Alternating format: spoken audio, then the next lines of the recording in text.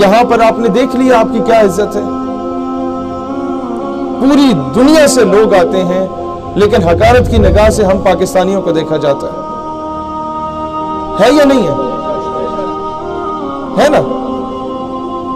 ہم نے اپنا معیار گرایا ہے, ہم نے جھوٹ بولا ہے اور پھر ہم نے جھوٹوں کا ساتھ دیا ہے. آپ کو بھکاری سمجھا جاتا ہے نا؟ کیوں؟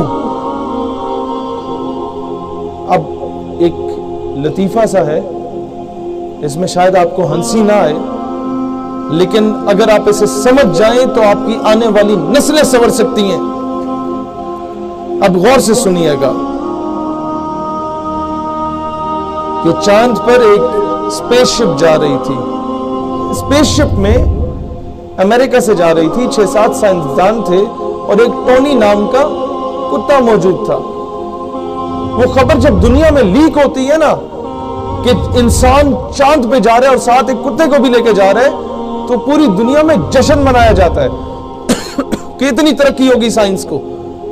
تو یہ ساؤتھ پنجاب میں لیا بھکر کا ایک علاقہ ہے. وہاں پر ایک بابے کو جب یہ خبر پہنچی نا تو بابا بدوائیں دینے لگ گیا کہ اللہ کرے غرق ہو جائے, تباہ ہو جائے, چند نہ پہنچے. پیپل آسک ہم اے کوسچن کہ بابا جی وہ اسپیس شپ تہاڈی ہے؟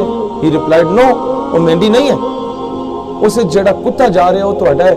کہندا نہیں وہ بھی میرا نہیں ہے. وہ اسپیس شپ اس جڑا فیول ہے, جڑا پیٹرول ڈالا گیا یا ڈیزل ڈالا گیا وہ تہاڈا ہے؟ کہندا نہیں وہ بھی میرا نہیں ہے. تو لوگوں نے پوچھا بابا وقت تینوں تکلیف کی ہے, وہ اسپیس شپ جب چاند پہ جا رہی ہے تو آپ کو کیا مسئلہ ہے, کیوں بدوائیں دے رہے ہو؟ اب غور سے سنیں. اس بابے نے کہا کہ بیٹا وہ اسپیس شپ اگر خدا نہ خواستہ چاند پہ پہنچ جاتی ہے نا, اور چاند پر چاند کی اپنی مخلوق پہلے سے موجود ہوتی ہے, اور 100 مرتبہ خدا نہ خواستہ اس اسپیس شپ سے اگر سائنسدان کی جگہ پہلے کتا باہر آ جاتا ہے تو کہیں چاند کی مخلوق یہ نہ سمجھے کہ زمین کی مخلوق ایسی ہوتی ہے, کیونکہ وہ کتا چاند پہ زمین کی نمائندگی کر رہا ہوتا ہے. اپنے نمائندے اچھے چنے کہنے کا مطلب یہ ہے. جب آپ کا حاکم وقت پچھلے 20 سالوں سے ہر حکومت میں جا کے کشکول پھیلا رہا ہے, کبھی ورلڈ بینک, کبھی IMF, کبھی امریکہ, کبھی برطانیہ کے گوٹے گٹوں میں بیٹھ رہا ہے, تو پوری دنیا آپ کو بھکاری سمجھے گی. اور جب ترکوں کا حاکم وقت ڈونلڈ ٹرمپ کو جا کے آنکھیں دکھاتا ہے نا تو پوری دنیا انہیں غیرت مند سمجھتی ہے. نادا گر گئے سجدے میں جب وقت قیام آیا. آج یہی پیغام ہم حاکم وقت کو کہتے ہیں کہ جناب دلیر بنو, پوری قوم تمہارا ساتھ دے گی, لیکن بنو دلیر. ٹیپو سلطان ٹویٹ کر کے کشمیر نہیں آزاد کراتا تھا. ٹیپو سلطان اقوام متحدہ میں جا کے منتیں ترلے کر کے کشمیر آزاد نہیں کرواتا تھا. ٹیپو سلطان جس کی مثالیں دی جاتی ہیں وہ بھیک نہیں مانگتا تھا, اور بتوں سے تجھ کو امیدی خدا سے نو امیدی. یہ IMF, یہ ورلڈ بینک, یہ سارا کچھ ان کے آگے بھیک مانگنا, ان سے کشمیر کی بھیک مانگنا. بتوں سے تجھ کو امیدی خدا سے نو امیدی, مجھے بتا تو صحیح اور کافری کیا ہے. یہ یاد رکھنا کہ ہمیں حکومت سے, اس کی پالیسی سے اختلاف ہو سکتا ہے. پاکستان دھرتی ماں ہے, اس کا دشمن ہمارا دشمن ہے.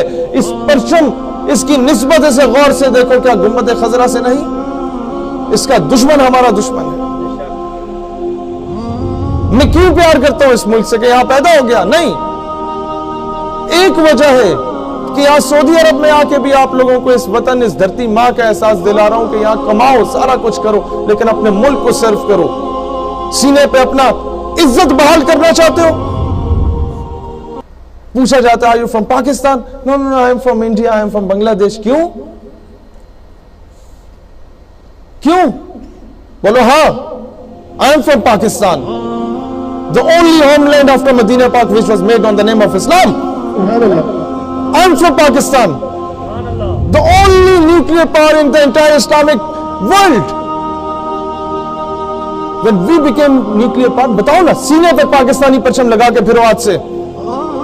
दुनिया के जिस कोने में हो, सऊदी अरब में हो, अमेरिका में हो, जहां जहां मजदूरी नौकरी कर रहे हो, सीने पे परचम लगाओ, तुम्हारी नुमाइंदगी होनी चाहिए।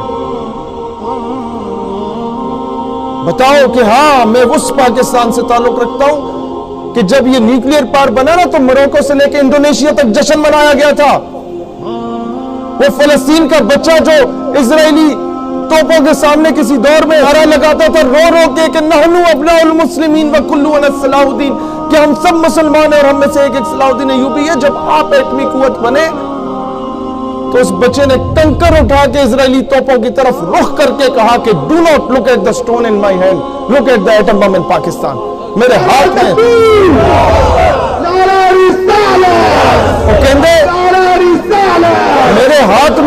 मेरे हाथ में ये कंकर ना देखो, पाकिस्तान में मौजूद एटम बम देखो।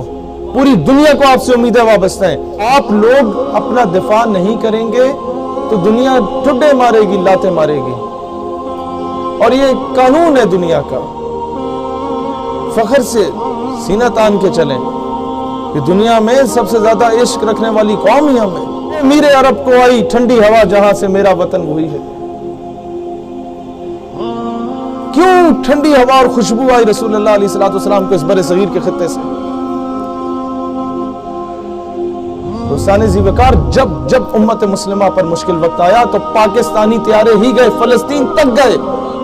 एयर मार्शल नूर खान के तैयारे गए, और जब उनके जहाजों को तबाह किया तो वो शुक्र अदा कर रहे थे कि जहाज पाकिस्तान से आए थे, जॉर्डन के नहीं थे, वरना तो ये मुसलसल हमें तबाह करते रहते। इन्होंने तो वापस चले जाना है, एशियंस हैं। तो अपनी कदर जानो यार। क्या किसी के घर से जाके खाना खा रहे हो, मजदूरी कर रहे हो, झाड़ू लगा रहे हो, टैक्सी चला रहे हो, अपनी हक हलाल की कमाई खा रहे हो? बराबरी की सतह में जीना सीखो, गुलाम बन के ना जियो। जिसकी गुलामी करनी है बस उसी हस्ती की गुलामी करनी है, उसके अलावा हमें इतने हम गिरे हुए नहीं है कि रसूलुल्लाह की गुलामी को छोड़ के किसी और की गुलामी में जाए। मैं वजीर आजम साहब से भी कहता हूं, जनाब खुदारा इस कौम के हाल पे रहम करो। इसकी इज्जत बहाल करनी है तो कह दो इस कौम से कि नहीं, मुझसे झूठ नहीं बोला जाता, महंगाई होगी बर्दाश्त कर लो, बस अब हम भीख नहीं मांगेंगे, बस अब हम किसी के कहने पे अपनी कौम के फैसले नहीं करेंगे, अब किसी के प्रेशर में आके हम रेमंड डेविस या कर्नल जोसेफ को वापस नहीं भेजेंगे, अब किसी के प्रेशर में आके हम आसिया मलूना को रिहा करने के लिए 80,000 लोगों को गिरफ्तार नहीं करेंगे, अब किसी के प्रेशर में आके किसी गुस्ताख को छोड़ने के लिए हम उलमा को शहीद नहीं करेंगे। ये काम कर लो, अल्लाह गवाह है, ये कौम घास भी खा लेगी तो शुक्र अदा करेगी।